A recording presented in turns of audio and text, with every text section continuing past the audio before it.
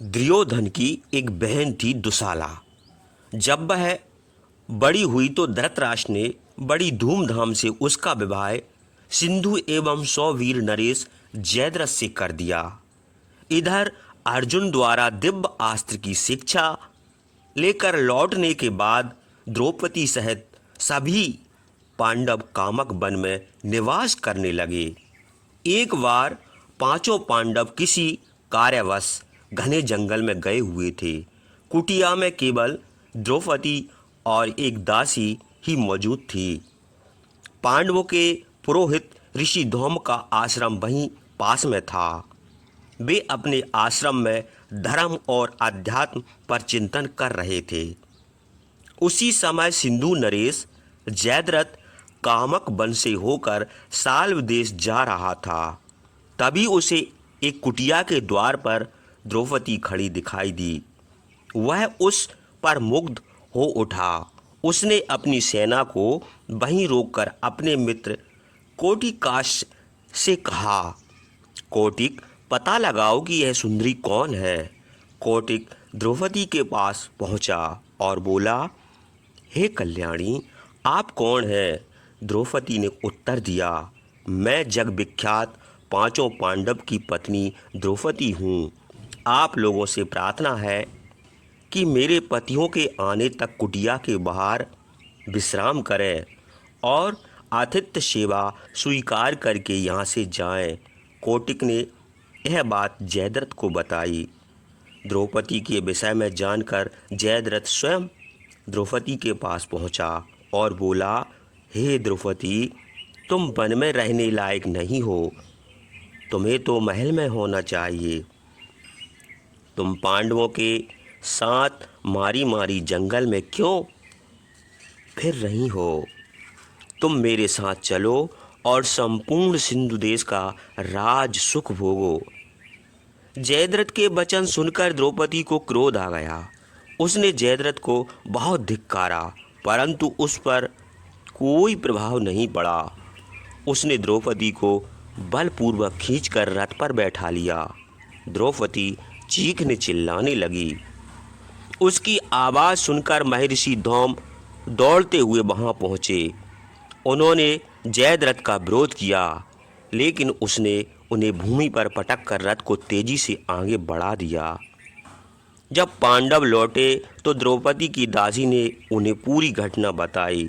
तब भीम और अर्जुन उस ओर दौड़ पड़े। पांडव वहां के प्रत्येक छोटे बड़े मार्ग के बारे में जानते थे, अतः वे शीघ्र ही जयद्रथ के पास पहुंच गए। जब जयद्रथ ने भीम और अर्जुन को पास आते देखा तो उसने द्रौपदी को रथ से धकेलकर अपनी जान बचाने का प्रयास किया। यह देखकर भीम अत्यंत क्रोधित हो गए।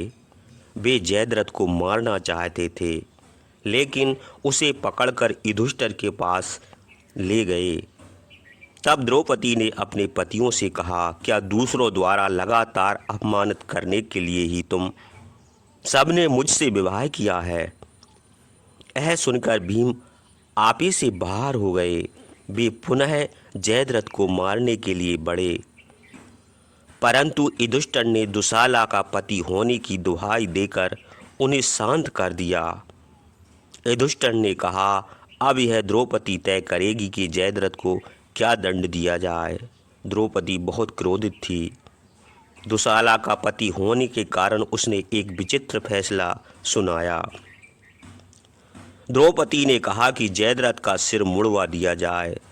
सिर मुड़ते समय उसमें 5 चोटियां बनाई जाएं और उसे उसके राज की ओर रवाना कर दिया जाए।